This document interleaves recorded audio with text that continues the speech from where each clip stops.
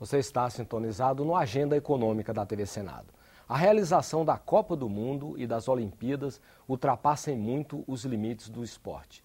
São eventos que movimentam milhões de pessoas, como profissionais, governos, turistas, espectadores, e têm o poder de modificar profundamente a rede de infraestrutura e as cidades, gerando milhares de empregos provisórios e também permanentes. Eventos dessa natureza costumam movimentar muitos bilhões de dólares, gerando efeitos econômicos duradouros em benefício de cidades, de países e de vários contingentes populacionais. Para discutir o impacto econômico gerado pela realização da Copa do Mundo de 2014 e das Olimpíadas de 2016, ambas no Brasil, nós convidamos ao nosso programa de hoje o ministro Orlando Silva, do Esporte. Participa dessa entrevista o jornalista Davi Emerick. Ministro, muito obrigado pela sua presença nos estúdios da TV Senado.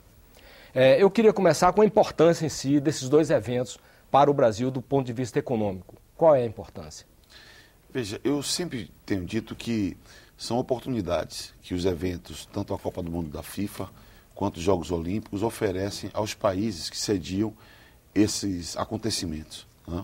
São os maiores eventos do planeta, do ponto de vista da mídia e da repercussão. Dessa maneira, é uma oportunidade de promover o Brasil, promover o país.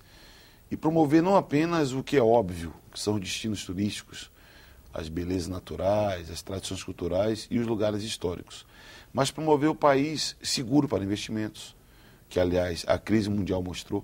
Mesmo no auge da crise mundial, o Brasil continuou sendo um destino para investimentos internacionais. Promover um país que é democrático, que tem estabilidade política, institucional, o que também é muito importante. Promover o Brasil, que tem uma economia complexa, tem um parque produtivo absolutamente diversificado. Portanto, a primeira grande oportunidade, e que tem repercussão econômica, é fazer desses eventos uma plataforma de promoção do nosso país, das nossas potencialidades. Isso incrementa vários setores da economia do país. Segundo, os eventos eles têm data marcada, tem dia, hora e locais definidos para acontecer. Isso é bom porque antecipa investimentos que mais cedo ou mais tarde o país teria que fazer. Melhora a infraestrutura, por exemplo. O presidente Lula decidiu que na Copa o foco nosso será mobilidade urbana, enfrentar gargalos do transporte coletivo nas grandes cidades brasileiras. Mas, ao mesmo tempo, esses eventos têm sido catalisadores para tratar de aeroportos, por exemplo, que tem repercussão no transporte de passageiros e na logística do país. Portanto, a melhoria da infraestrutura repercute. A melhoria da infraestrutura, que é uma antecipação fixada pelos eventos que tem data, repercute positivamente na economia. Diretamente, com a geração de empregos e o aquecimento de várias cadeias produtivas, e indiretamente, com a melhoria da logística. O senhor tem ideia assim, de paradigmas de efeitos econômicos, de impactos econômicos provocados por eventos dessa natureza, por exemplo, na Espanha, na Inglaterra, agora na África do Sul, na Alemanha? Como é que foram os impactos que se realizaram uma vez passado o evento? Dá para fazer balanço e dizer, no Brasil vai ser a mesma coisa que na Espanha, coisa desse tipo? Olha, cada lugar tem uma característica própria. Vamos falar do caso da Espanha, que é Barcelona, uma cidade encantadora, e a realização dos Jogos Olímpicos ficou a marca de transformação de Barcelona. Ali você teve um impacto econômico, que é direto sempre na geração de emprego, na arrecadação de impostos, mas é um impacto que se prolonga por décadas. Em Barcelona, o foco foi transformar a cidade.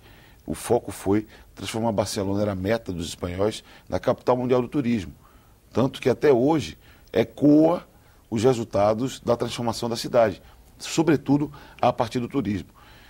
É desigual o impacto nos países em função da realidade desigual de cada um deles. A Alemanha, por exemplo, houve uma prioridade na infraestrutura de transporte do país. Você sabe que a Alemanha tinha uma parte dela, a parte oriental, a parte leste, que tem uma infraestrutura de desenvolvimento desigual com relação à parte ocidental. Então, a Alemanha, eles definiram como estratégia modernizar completamente a infraestrutura de transporte daquela parte. O que eu posso dizer é que no caso do Brasil, por exemplo, a estimativa nossa é que no caso da Copa do Mundo pode chegar a 180 bilhões de reais o impacto econômico global, porque o investimento direto que é realizado, ele repercute na medida que ativa várias cadeias produtivas, não é? De infraestrutura, de serviços, de turismo. Então, é um impacto enorme também na geração de empregos. Quer dizer, esses 182 bilhões que o senhor prevê é só a Copa do Mundo? Só a Copa do Mundo, só a Copa do Mundo deve ter um impacto de 183 milhões de reais, levando em conta não apenas o investimento direto que o governo faz, mas o investimento do setor privado e também a recirculação desse recurso. Porque um evento como esse, por exemplo, você contrata um operário para trabalhar numa obra. Esse operário passa a ter um poder de consumo. Então, haverá um incremento do consumo. Esse consumo maior do operário vai ativar o comércio local e a indústria.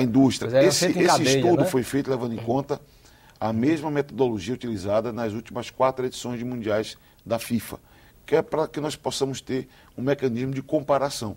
Então, buscamos a mesma metodologia e essa é a nossa expectativa. Por exemplo, hoje, só de investimento direto em infraestrutura, já temos fixado 25 bilhões de reais hoje, para os temas de estádios, aeroportos, mobilidade urbana, hotéis.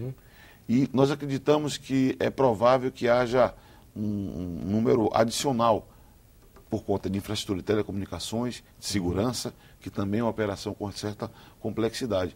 Só falo aqui de investimentos diretos.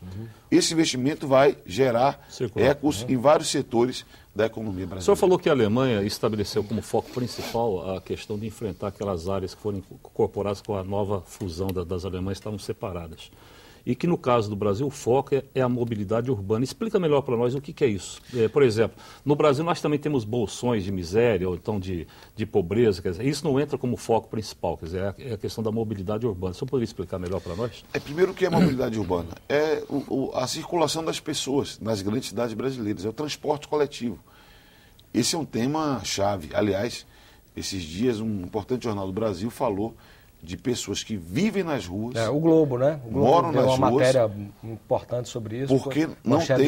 Porque não tem recursos para fazer os trajetos de casa ao trabalho. O senhor dorme na rua para economizar o dinheiro da passagem. É incrível, né? Algo surpreendente. É um exemplo da importância que tem a mobilidade urbana. Se você tem um sistema de transporte mais eficiente, um trabalhador, ao invés de levar 2 horas, pode levar 1 hora ou menos para chegar no seu trabalho. Isso significa mais tempo livre para o lazer, para o descanso, para a família, para a qualificação profissional. Então, quando nós falamos de transporte, de mobilidade urbana e transporte coletivo nas grandes cidades, porque a Copa acontece em 12 cidades do Brasil. Essas 12 cidades do Brasil são bases de regiões metropolitanas. Quando o senhor fala 12, o senhor está incluindo São Paulo, né? São Paulo. Claro. São cidades bases de regiões metropolitanas, que concentram uma parte muito significativa da população brasileira. E nessas cidades, o problema do transporte é um problema gravíssimo. Até mesmo Brasília, que é uma cidade planejada, uma cidade projetada, uma cidade nova. Quem vive na cidade já sabe que tem momentos do dia que há gargalos, que os trabalhadores têm dificuldade de circular na cidade, é caro muitas vezes. Então, quando o presidente Lula fala concentrar na mobilidade urbana, é para que nós deixemos como legado, depois da Copa, em 2015 e adiante, um sistema de transporte coletivo mais eficiente. E como que esses planos estão sendo trabalhados? Por exemplo, nós temos cidades como São Paulo, que é uma complicação danada aquilo ali, apesar de já ter um sistema de metrô bastante grande, mas insuficiente. Rio de Janeiro a mesma coisa, Brasília. Já tem projetos, pilotos, como que o governo está trabalhando isso e coordenando e fiscalizando esse avançar nessa área? Esse tema é um tema permanente. As grandes cidades, as metrópoles, elas têm que permanentemente trabalhar as soluções para facilitar a circulação das pessoas nas cidades. Hoje, nós selecionamos, depois de 6 meses de discussão técnica com as 12 cidades, selecionamos 51 projetos. Projetos estruturantes. Porque muitas vezes, e é curioso isso, quando discutimos com as cidades, o prefeito, o governador, nos trouxeram projetos que eram intervenções viárias. Era um viaduto ali, um mergulho a rolar, alargar uma via. E nós falamos, veja, nós não queremos solução para viabilizar os automóveis que circulam na cidade. Nós queremos solução para transporte de massa, transporte coletivo. Ao final desse processo, foram 51 projetos selecionados, um investimento total perto de 12 bilhões de reais, perto de 12 bilhões de reais das cidades sede. Nós valorizamos o uso de energia limpa, então VLTs, veículos sobre trilhos, não é? E BRTs que vão utilizar um combustível limpo, foi priorizado na escolha desses projetos. E é claro, não é um programa genérico, ele serve para a Copa. Por isso, o critério de seleção foi conectar áreas funcionais da Copa. Estádio, aeroporto, porto, rodoviária, zona hoteleira. Essas intervenções levam em conta, sobretudo, conectar as áreas funcionais da Copa. É que a questão da Copa em si... Desculpa. E é desigual a situação das cidades. Algumas cidades já contrataram. Eu mesmo visitei Porto Alegre na contratação do projeto. Belo Horizonte já contratou. Na semana próxima, a cidade de Salvador vai contratar. E a partir daí, licitação e execução das obras. Como fica a questão dos estádios e a questão de São Paulo em particular? Veja, os estádios são os espaços onde o espetáculo acontece. Eu tenho dito que nós queremos melhor mobilidade urbana para legado para o nosso país. Queremos melhores aeroportos porque é uma necessidade para o nosso país. Agora, a Copa não acontece em estádio. São 12 estádios, estádio é um tema local. A FIFA, quando decidiu fazer a Copa no Brasil, exigiu do governo federal 11 garantias. Nós temos 11 compromissos com a FIFA. Entre esses, não está estádio. Estádio é um assunto contratado com as cidades, sede do Mundial. É desigual também a situação. Eu diria a metade dos estádios nós já temos das cidades, a metade das cidades da Copa já iniciaram a construção dos seus estádios, outras finalizam contratos, a formalização desse processo, como o Rio de Janeiro, que há pouco fechou o contrato para a reforma do Maracanã. Fortaleza tem uma pendência de disputa entre as empresas, mas eu creio que nos próximos dias deve iniciar a obra lá. E fica a questão de São Paulo, porque São Paulo... Que é um imbróglio danado, né? É difícil, porque São Paulo indicou um estádio, o estádio do Morumbi, que é um estádio privado, e tanto o governo quanto a prefeitura declaram que não farão nenhum aporte de recursos da cidade nem do estado para os estádios. E o São Paulo Futebol Clube apresentou um projeto que a FIFA considerou insuficiente para atender demandas da abertura. A abertura do Mundial é muito complexo. Na África do Sul, nós tivemos 50 chefes de Estado participando. Só a área very VIP, são 1.500 convidados da FIFA. Tem todos os estados da Copa uma área de hospitalidade que exige compromisso com os patrocinadores, o acesso, enfim, a capacidade pública de 65 mil assentos, perto de 5 mil jornalistas. Então, é um estádio de um porte importante. E nós não temos ainda uma solução definitiva de São Paulo. Esperamos que a decisão venha o quanto antes. Eu tenho todas as semanas ligado para o prefeito, conversado com o Pacaembu prefeito. se coloca como um candidato forte? O senhor tem alguma informação? O problema é que o projeto do Pacaembu não existe. Mas eles querem afundar o gramado e ampliar as bancadas. Olha, hoje em dia, as tecnologias facilitam muito a apresentação de ideias. Você vai no computador, utilizando os recursos tecnológicos, você apresenta uma ideia.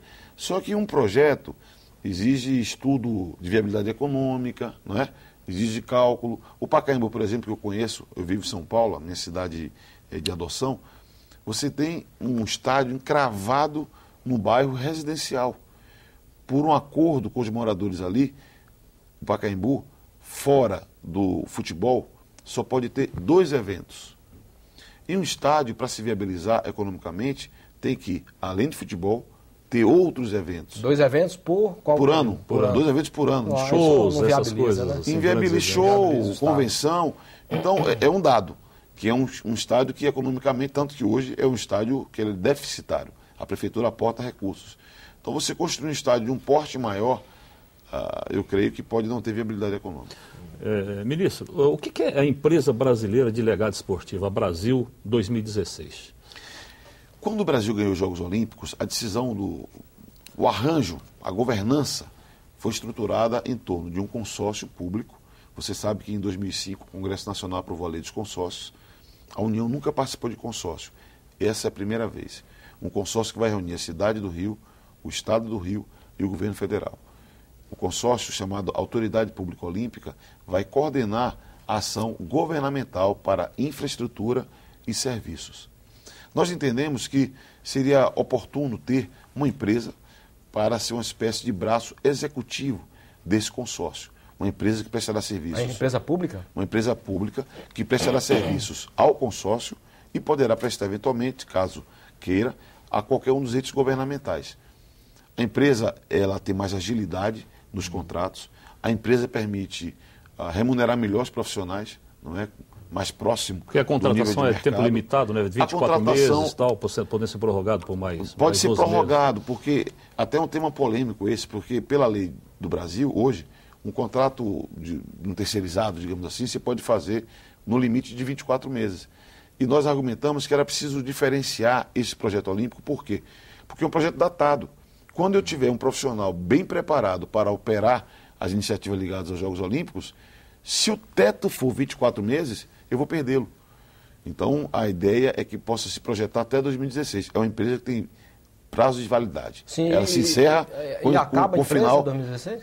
Acaba, porque o papel dela é preparar o Brasil para os Jogos Olímpicos. Sim, mas é uma SA, quem tiver... Como é que é? Uma SA... Qual é a União é a dona 100%. de 100% dessas ações. Certo. E nós, quando escolhemos esse caminho, nós pesquisamos muito. Nós estudamos as boas práticas. Porque se Atenas não é muito valorizada como experiência, se Atlanta é muito criticada, por outro lado, nós temos a experiência de Sydney, a experiência de Seul, a experiência de Barcelona, a experiência agora de Londres, e nós buscamos encontrar um modelo de governança que permitisse uma interação entre os vários níveis de governo do Brasil, uma unificação de interlocução com o Comitê Olímpico Internacional e o Comitê Paralímpico Internacional, de modo que nós pudéssemos ter a máxima estabilidade na preparação dos Jogos Olímpicos. O fluxo de pessoas esperado nesses dois eventos, a Copa do Mundo e as Olimpíadas. Aguarde.